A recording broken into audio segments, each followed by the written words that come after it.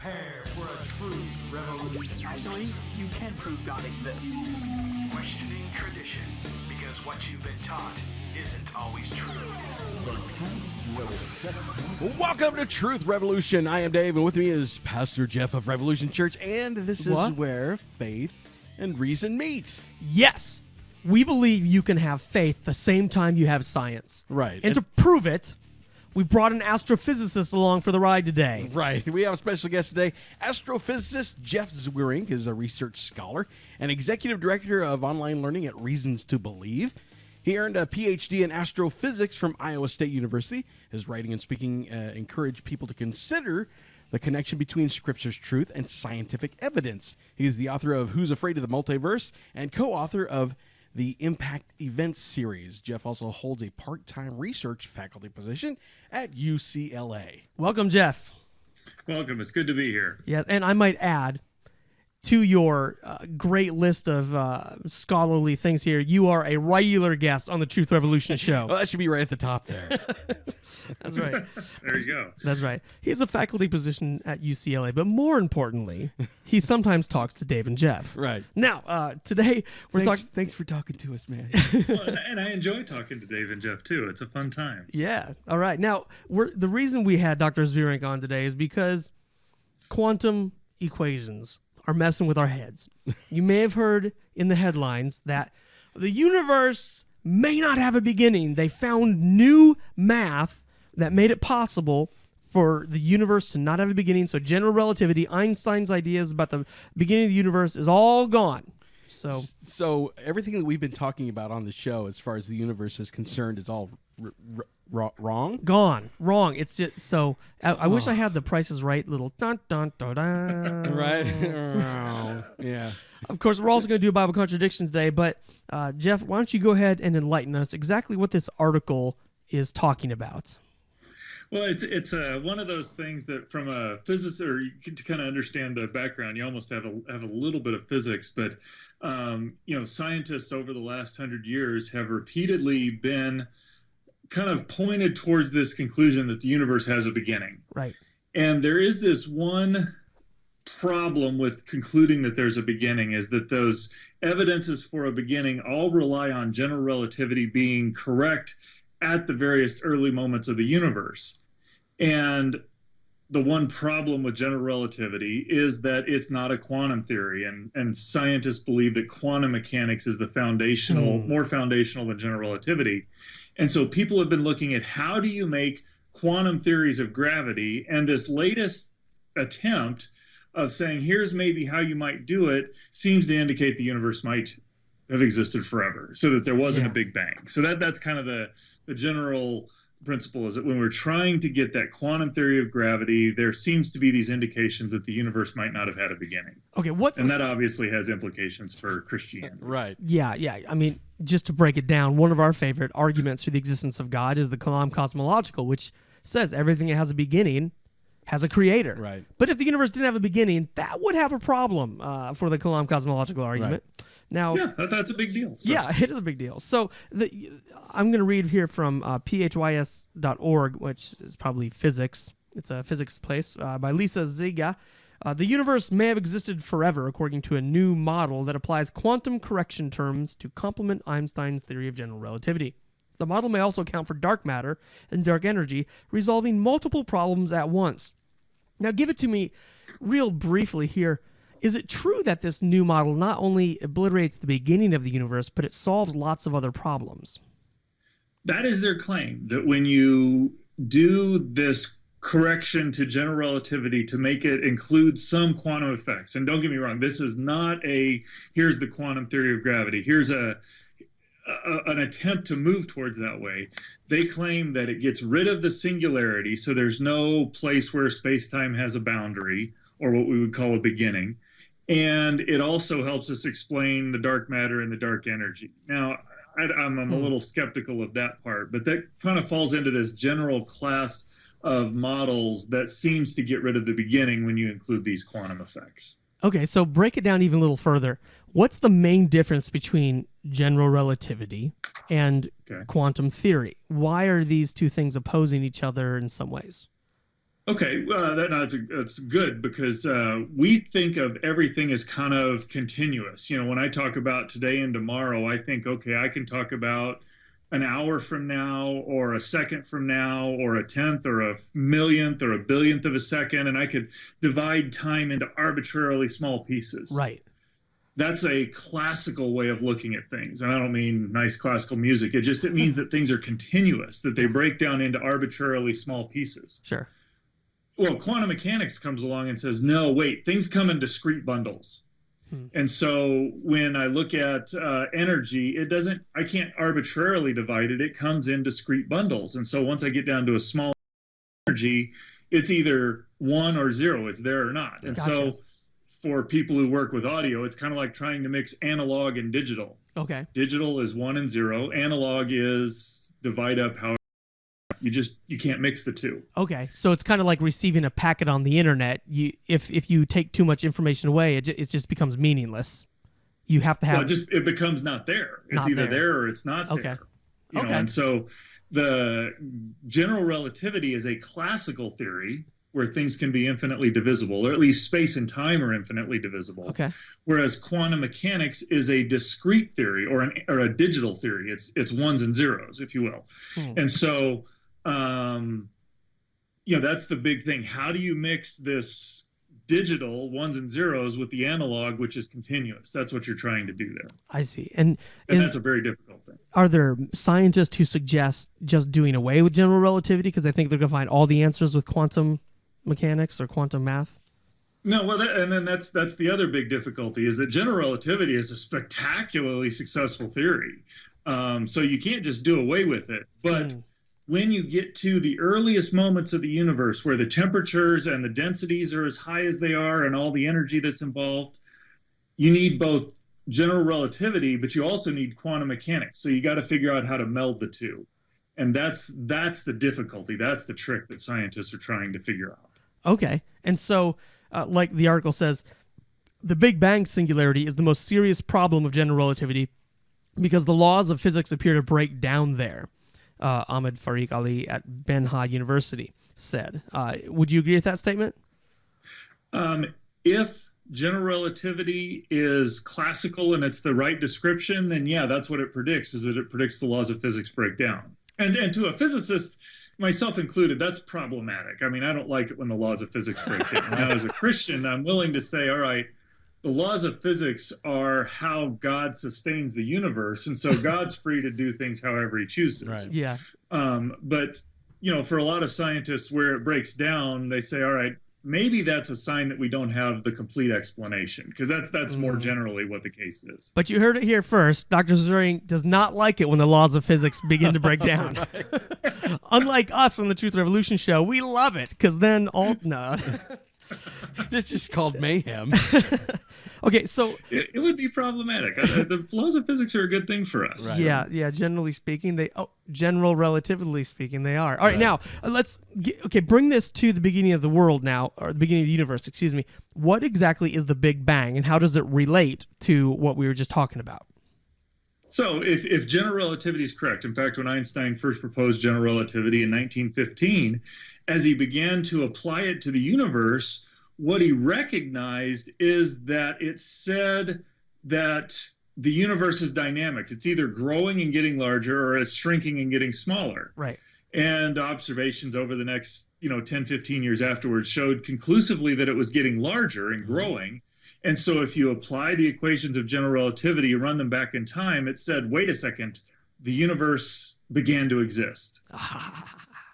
Right. And so, that's actually kind of remarkable, because if you consider, at the start of the 1900s, scientists thought the universe was infinitely old and eternal.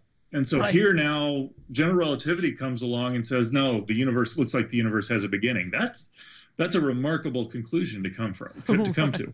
Yeah, and it's true that scientists initially rejected or didn't like the concept of a Big Bang because it actually had implications that there was a designer. Or at least a beginner, yes. A beginner at some point, yes, that's true. Now, you're talking about the beginning of the universe here. Doesn't the Big Bang essentially, or does it validate I mean, Dave and I know the answer to this question. I'm going to throw this out there. Doesn't the Big Bang validate evolution, making, Christians should just disagree with the Big Bang altogether? I don't. There are two entirely separate issues, and there's a whole lot of what do those words mean, and not going into that. But basically, the Big Bang says the universe is governed by incredibly constant laws of physics that say that the universe had a beginning and that it's been cooling down over time. Well, you go look at the Bible, and it talks about a universe that is governed incredibly reliably because it's anchored in God's character, that has a beginning that is decaying over time. Those two sound pretty similar to me. So, no, I think the Big Bang is actually a potent evidence that the Bible's description of the universe is correct. Right. Hey, can I interject something here real quick? It's just really been kind of weighing on my mind a little bit. It seems to me like science is a little bit at a confusing time right now. I think it was like a year ago or so that I came across an article online where they had talked about how they'd found stretch marks in the space-time fabric, and therefore saying that there was a point in time in our universe's history where there was just a huge sudden expansion of space-time. Stretch marks? Yeah. Wait, was this article on The Onion? No, it wasn't. I'm just kidding. No, but I mean, I don't know whether I picked that up off of Twitter from one of you guys, because I follow you guys on Twitter all the time. But do you recall hearing something about that, or am I just totally way off base? I think what you're referring to there is the gravitational waves that were presumably detected in the cosmic microwave background radiation. Right, yes. Now, the difficulty with that is that there were some... they were trying to handle some of the data that they didn't have well, and they ended up basically underestimating an effect, and it turns out that those gravitational waves were not sensitive enough to detect yet. So that claim has been withdrawn, or the way I would say it is, if the sand pile to be big enough to detect what needed to be 5 feet to detect, that sand pile is now only about 2.5 feet. Okay. So there's still a signal there, but it's just not big enough to call a sand pile. All right, so we'll strike the last 90 seconds out from the show. No. Look, it's a good discussion there. That's important to bring out. See, we're throwing curveballs at him, and he's still hitting them, which is why I want to recommend a book here. All right, we got this book, Who's Afraid of the Multiverse? By Jeffrey A. Zweerink, PhD, who happens to be our guest today. That's who we're talking to. So you want to get this. Now, is this true? You guys are giving this away on the website for the listeners of this show?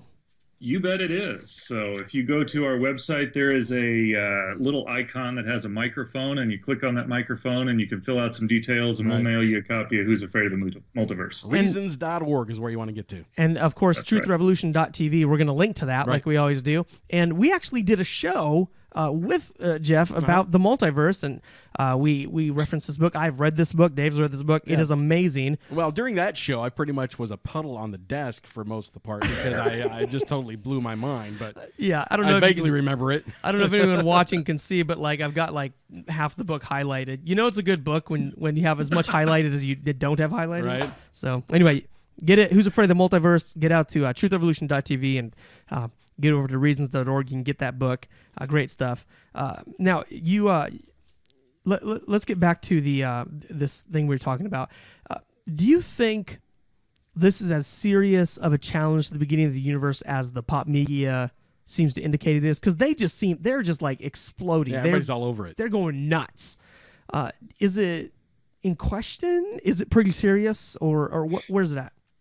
Well, I would put it in a historical context. And, I find it interesting that here we are talking about the multiverse booklet, because if you go back to the mid-1980s, early 1990s, the multiverse presumably got rid of the beginning of the universe as well. Mm-hmm. True. So what the multiverse basically said is, okay, yeah, you go back and our universe has a beginning, but that's kind of like Sunday. It's the beginning of a week, but there's nothing really that significant. It's just kind of... Right.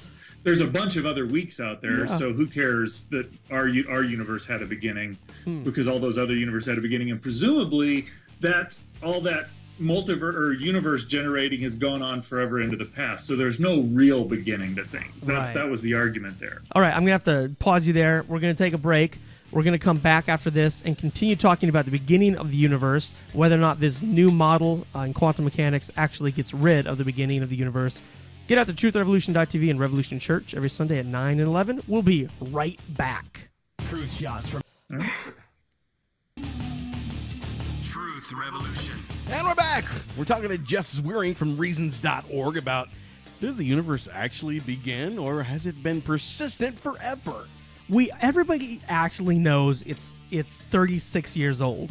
Is that your age? I'm 36. Oh, jeez. And I don't see can't how be. it could be older than that. Because I'm 47, and it's got to be at least that old. You were created with the age. Right. The moment I was born. Okay, so let's go back to quantum equations and how this relates to the beginning of the universe. Now, give us, for people who are just tuning in here, Jeff, give us a 30-second summary of what this new idea is and how it challenges Christianity. This new discovery, or this new article that's being talked about, is an article that tries to reconcile how do we have general relativity and how do we have quantum mechanics, put those analog and digital theories together, and what does that say about the beginning of the universe? And at least the way they're trying to do it, or at least approaching it, seems to indicate that the universe may not have had a beginning. Which, again, from a Christian perspective, I think is problematic, because I think that's one of the things the Bible's pretty clear on, that the universe began to exist and that God created it out of nothing, or something way outside anything we could possibly imagine. Right. Yeah. Okay, great. So when we're talking about the beginning of the universe and these quantum ideas, what should the Christian do with quantum mechanics? I mean, or quantum math or whatever it is? Is this something that we accept, but we reject this little piece of it? How do we handle this? Well, that is a very good question, because this is, I would say, one of those eras or time periods where we don't have the final answer. And so there is a little bit of scientific uncertainty there. And, so the Bible seems pretty clear that there's a beginning, but we're now in this place where scientists are saying, well, as we do quantum gravity, there doesn't seem to be a beginning. But this is not a new development. This happened when Einstein first proposed his theory of general relativity and applied it to the universe. It seemed to imply there was a beginning. So he introduced a constant that made it static. And so therefore there wouldn't have been a beginning. And then the data came and showed, no, it is actually expanding. So we're back to a beginning. So scientists came and said, well, maybe we live in a steady state universe that's expanding, but new matter is always being created. So the universe is eternal. And lo and behold, as more data came in, no, that's not true. It really is expanding, and it has a beginning. And then scientists said, well, maybe it's bouncing, it's oscillating. So there's a beginning, but there's lots of beginnings. And well, no, that doesn't work. And then, okay, so you got Big Bang cosmology and Hawking and Penrose theorems, and they say the universe really does have a beginning. And then you've got the multiverse. It says, well, maybe there really isn't a beginning. And then as you dig into the multiverse, no, any good multiverse description really does seem to have a beginning. And so this is just the latest incarnation of maybe there's not a beginning after all. Right. So what we're saying is the Big Bang, or the beginning of the universe, is actually pretty steady and pretty strong in its own right. And they're just really trying as hard as they can to try and reconcile that to a persistent universe. Yeah, I think that's true, and I don't want to. I'm going to state this carefully, because I don't want to imply that scientists are swayed by worldviews against what the data has to say. Yeah. But in areas where it's unclear what the answer is, those worldviews will come into play. And so if you don't want there to be a beginning, when we don't have the data that answers it clearly one way or the other in this particular area, you're going to be more likely to drawn to those theories that say that there isn't a beginning. Right. And so, but if the Bible is really true and the universe has a beginning, as we continue to accumulate more and more data, that result is what will come out. Right. So we don't have to be worried. As a Christian, I don't have to worry, oh, maybe the Bible really is wrong. If the Bible's right, the science is going to show eventually that there's a beginning. Yes. And so I can live in that uncertainty. So we've had this many years of the Big Bang being established, and it's constantly been established even through many different attacks.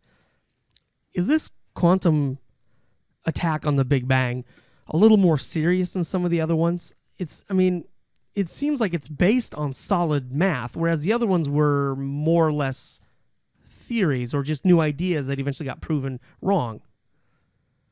Well, I would say that when you look at Einstein's cosmological constant that he introduced, and the steady state cosmology and the oscillating cosmologies and the multiverse cosmologies, every one of those is also founded on good mathematical scientific principles. Okay. It's just operating where at the boundary of what we could explore. And so, scientists are pretty convinced there is some quantum theory of gravity out there. I mean, there's a possibility there might not be, but the historical trend indicates that there's probably some theory of quantum gravity. And so we're just now getting to the place where we can, I think, really address that question. And if we ever find that quantum theory of gravity, my expectation is once we validate it and see what the data has to say, it's also going to point to a beginning. Right. So quantum. We just don't have enough data yet to answer it definitively. Right. Gotcha. So quantum data isn't something we should be scared of. If it's leading to the truth and the Bible also leads to the truth, they're both going to come to the same conclusion.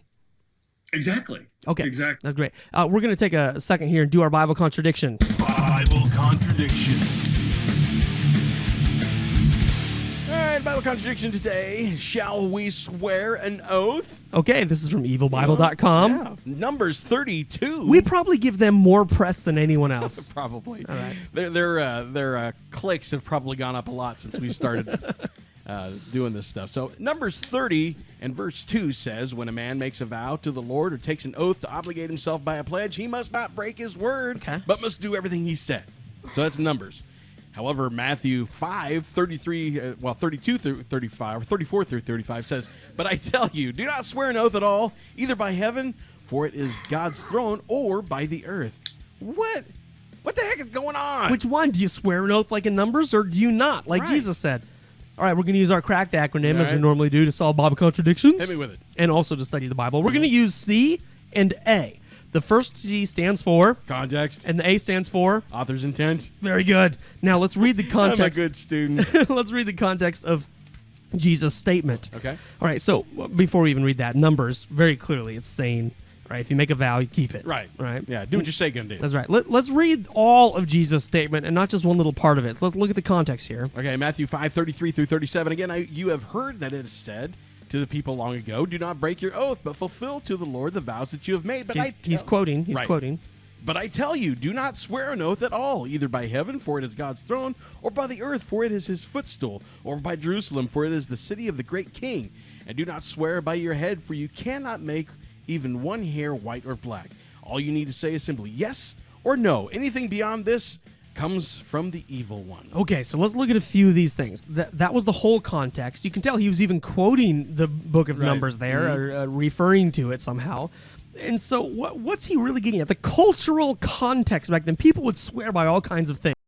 They swore by something expensive, they had to keep their words. All right? If they swore by Dave's ponytail, they would have had to keep that word. That's right. But if they swore by Jeff's mustache, don't worry about that. It's a golden It's not a big ponytail. deal, right? Like if they swore by something cheap, it's not as big of a deal. Right. Now, what is the intent of Numbers 30? Knowing this information, okay, the author's intent. What is the intent of Numbers 30? Well, the intent of Numbers 30 is simply, look, if you say you're going to do something, do it. Right. Don't make your words cheap. And in Matthew, during Jesus' time, they were making their words cheap. They were swearing oaths, but they were using oaths to make their words cheap. So basically, these two verses are saying the exact same thing. Exactly the same Nice. thing, almost. And Jesus is just saying, look, just don't. Look, you've made oaths cheap. Don't even do it anymore, right? You're saying, oh, I'll take an oath to the Lord, but it doesn't even matter to you. So just don't even take an oath. Just say yes or no. Right. Jesus is saying the same thing. Don't make your words cheap. The intention of Jesus was to make your words monumental and important.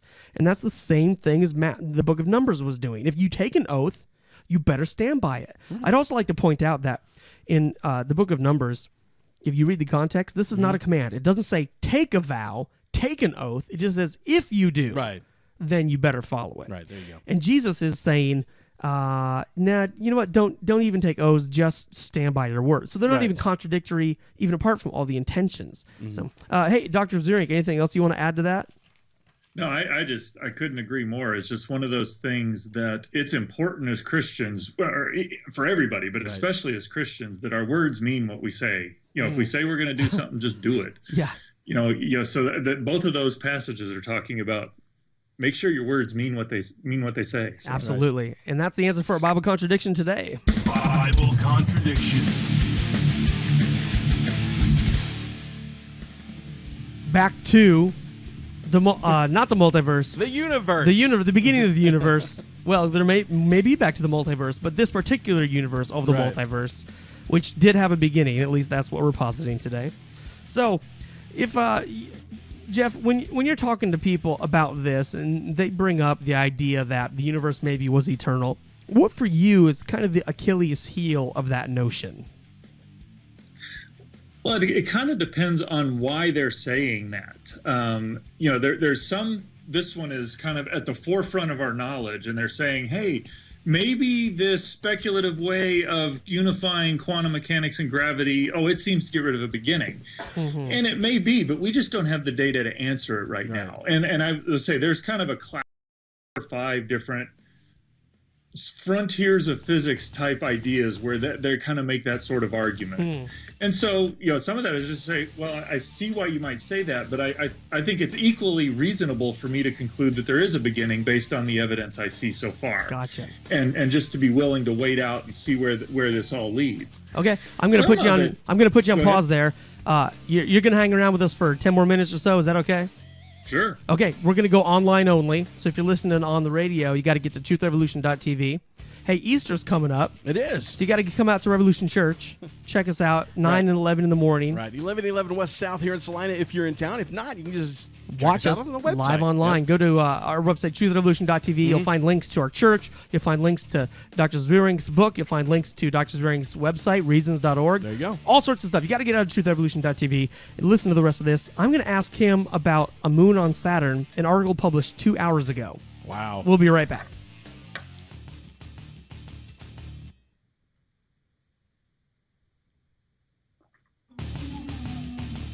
Truth Revolution. And we're online. And before we start into anything else About Saturn. Yeah. about Saturn, I've got to get this off my chest. Do it, man. Okay. What's been bothering We've you? been talking about the scientific reason why the universe had a beginning, right? Yeah. Mhm. What about the philosophical reason? Yes. Thank you. This is the whole thing. It's like if we had an infinite amount of time prior to getting to this point in time, would have gotten here. Exactly. You cannot traverse an actual infinite amount of time. Yeah. Take your fingers and kind of hold them up together, like your forefinger and your thumb, like you're gonna put something in between there. Mm-hmm. And if you're gonna try to put, Norman Geisler had this idea. If you're gonna try to draw points in between there, there's an infinite number of imaginary points. Right. Because you can keep dividing it smaller and smaller and smaller, an infinite number. But if you're gonna put an infinite number of pieces of paper in there, Right, not couldn't going to do it, happen. right. Doesn't matter how small they are, because an actual infinite number of paper would take up the entire universe. Right. You can't have an actual infinite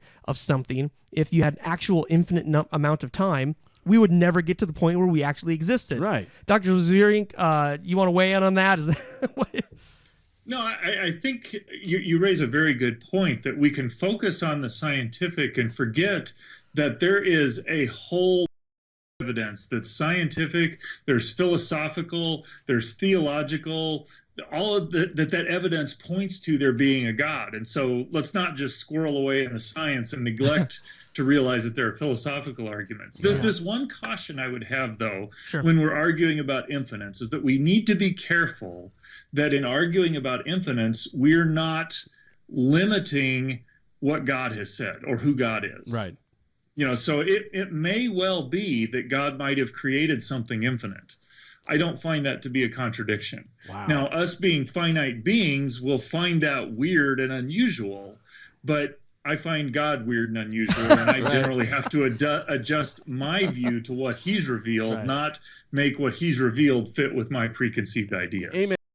Really did bring up a good point, and it made my brain fall out the back of my head.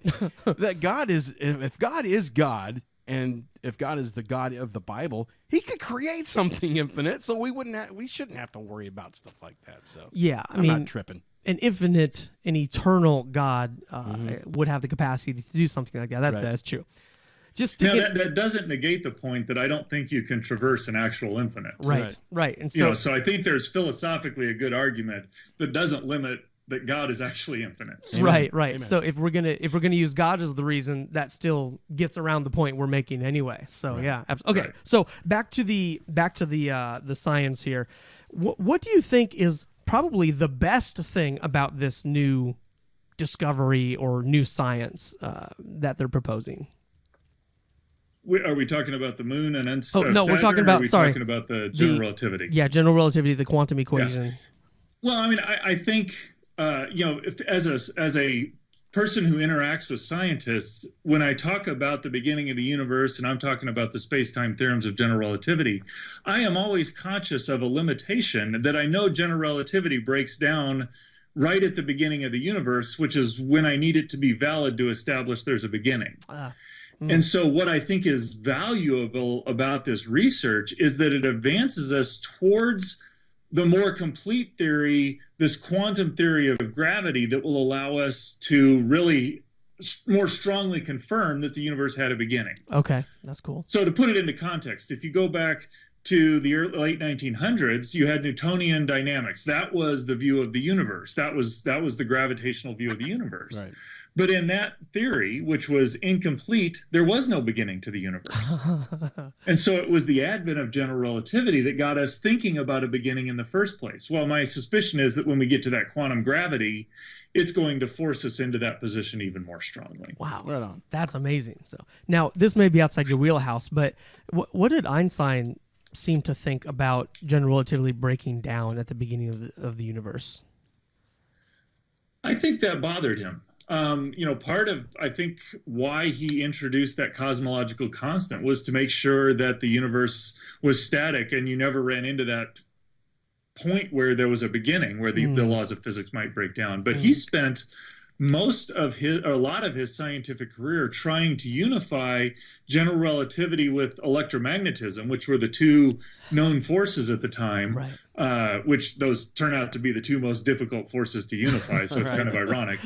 But, he spent a lot of his time trying to do that, trying to find that complete theory. My suspicion is partially motivated by the recognition that general relativity has got problems. And he also didn't know, he didn't have the experimental verification of general relativity that we do today. Right. So, you got to realize we've got a lot of data since he's been around. So. Awesome. Okay, so I'm going to jump to Saturn's moon before I let you go out of here.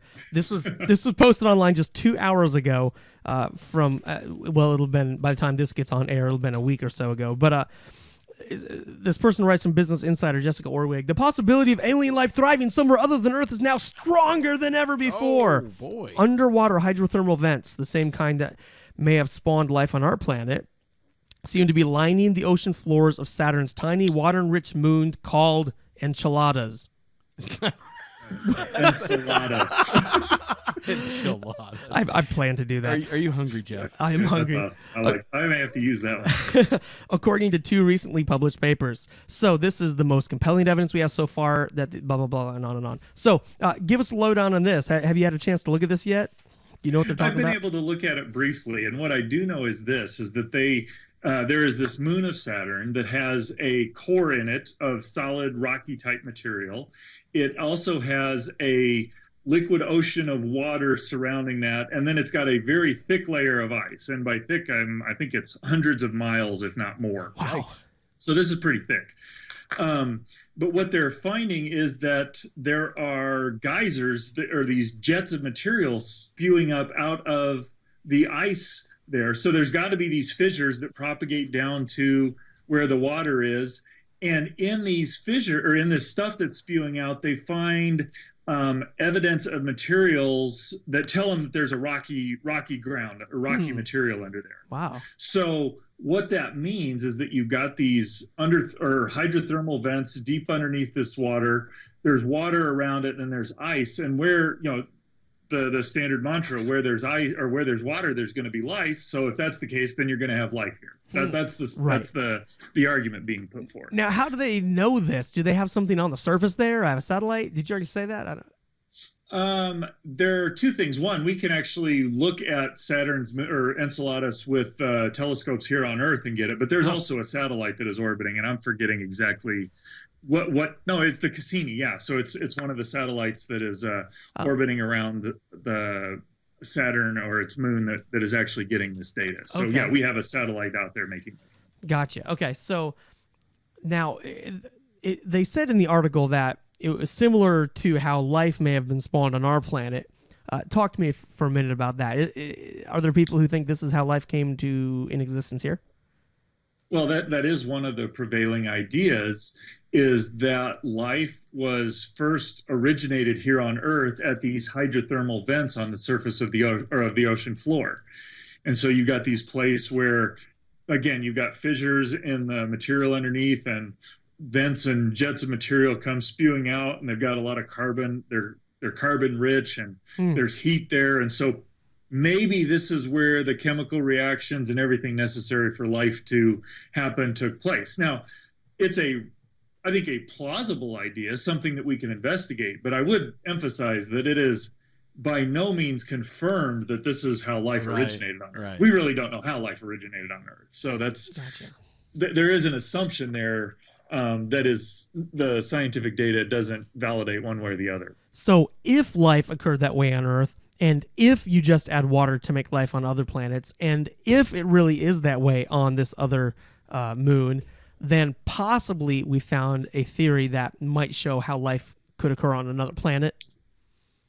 Or at least maybe this is a place where there might be life. And that's actually what I think is the exciting discovery about, or this is, again, in a class of discoveries where we're finding places that are similar to Earth. So this has hydrothermal vents like on Earth where we think life might have originated. Now, if we can actually go out and probe this moon in some way where we could determine whether life was there or not conclusively, that would help us understand whether life is unique to Earth or not. Okay. So we can't test that unless we find places that are kind of like Earth. Right. So this is actually a really good thing in my book. So if Earth is, 4 billion years old, somewhere around there, how old is Enceladus, and how would that compare to Earth's age?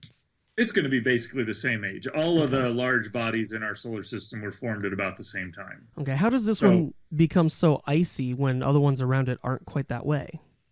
Well, it's orbiting around Saturn, which means that it's a long way from the sun. And so the further you get away from the sun, the more the colder things are going to get, and it's just going to freeze. So you get out into this region of the solar system, and any sort of body that has any sort of water on it, it's going to be frozen like this.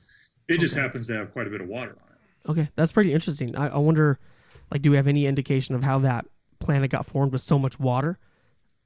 Well, I mean, you go out much further to Uranus and Neptune, and all of the objects out there tend to have a lot of water and ice in them. So water is a very abundant molecule in the universe. In fact, That's cool. It is the third most abundant molecule in the universe. Right on. Really? So the fact that things have a lot of water, and it formed out where there can be a lot of ice and water, it's not surprising that it has a lot of ice, or it has a lot of ice and water on it. That's what I would expect. That makes sense. And people tend to say, when you see water, you're probably going to have life, or you may have like life is just add water. Right. But that's not necessarily the case, is it? No, it is, I would say, a necessary condition for life. I mean, if you don't have liquid water, you just basically, water is an incredibly useful substance for having the biochemistry that life requires, for dissolving all the things that are necessary. It's a necessary piece for life, but it is by no means sufficient. And in fact, I think that's what the Bible's telling us, that in Genesis 1 there, it says, in the beginning, God created the heavens and the earth was formless and void, has the context of hostile to life there. Right.